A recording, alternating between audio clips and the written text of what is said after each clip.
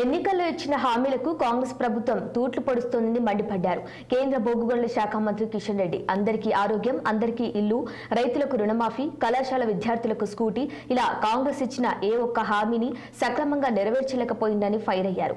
కేసీఆర్ ఏ విధంగా ప్రజలను మభ్యపెట్టారు, ఆ బాటలోనే రేవంత్ రెడ్డి పయనిస్తున్నారని విమర్శించారు.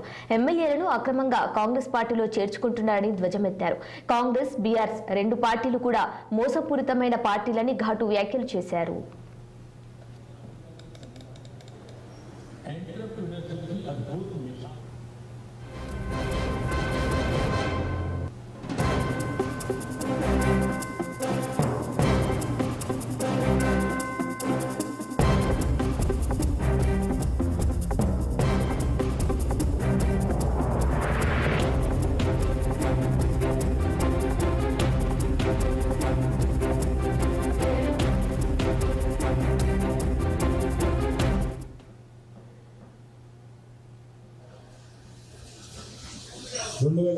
నుంచి